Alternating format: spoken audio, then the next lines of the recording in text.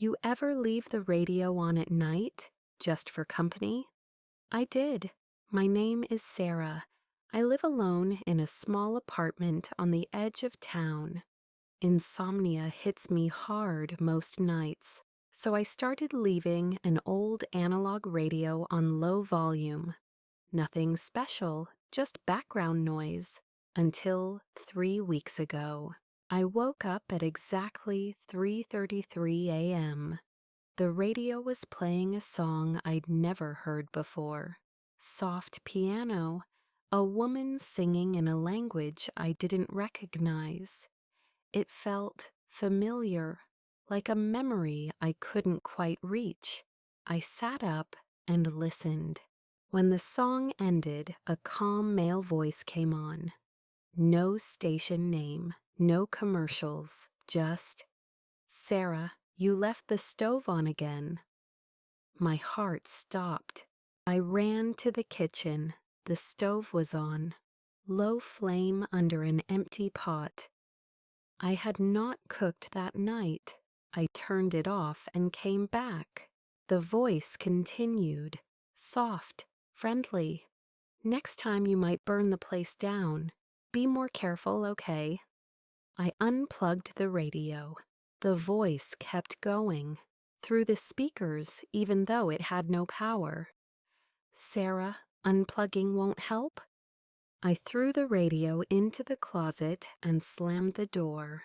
That was my first mistake. The next night, I woke up again at 3:33 a.m. The radio was back on the nightstand, plugged in. I never put it back. The same calm voice spoke.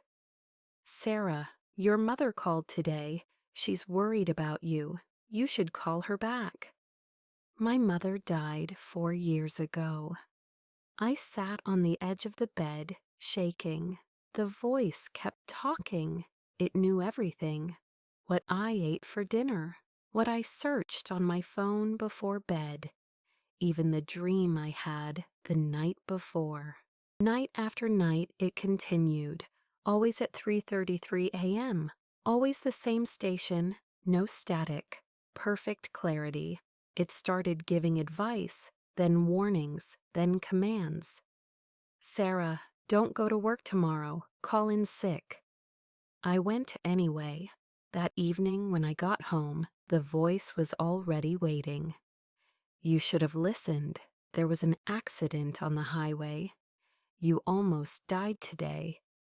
I checked the news. There had been a pileup, exactly where I would have been if I left on time. I started following its advice. It felt safer. That was my second mistake. 2 nights ago, the voice changed. It sounded tired, almost sad. "Sarah, I'm running out of time. You need to do something for me." I asked what it wanted. Big mistake. The voice whispered, "Leave the radio on during the day. Let me hear what you hear. I get lonely on this side." I left it on all day. When I came home, every appliance was on. TV, lights, water running. The voice was calm again. "Thank you, Sarah. Now I can see everything." Last night was the worst. I woke at 3:33 a.m. The voice was right next to me, not from the radio, from the empty side of the bed. "Sarah, I've been practicing your voice. Listen." It spoke again, using my exact tone, my exact breathing.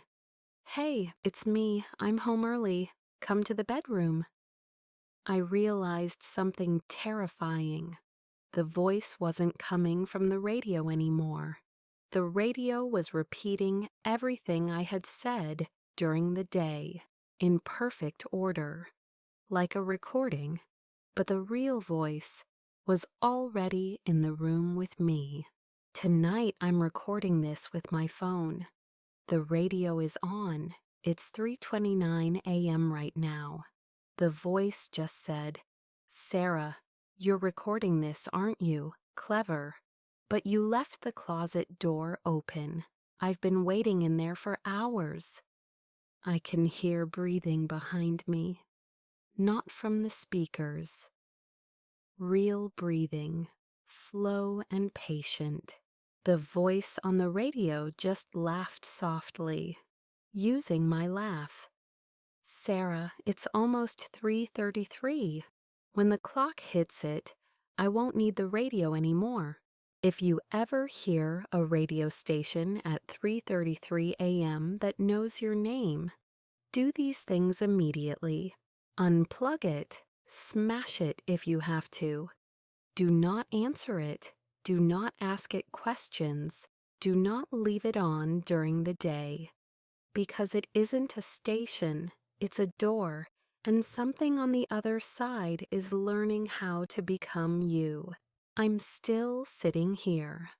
The clock just turned 3:33.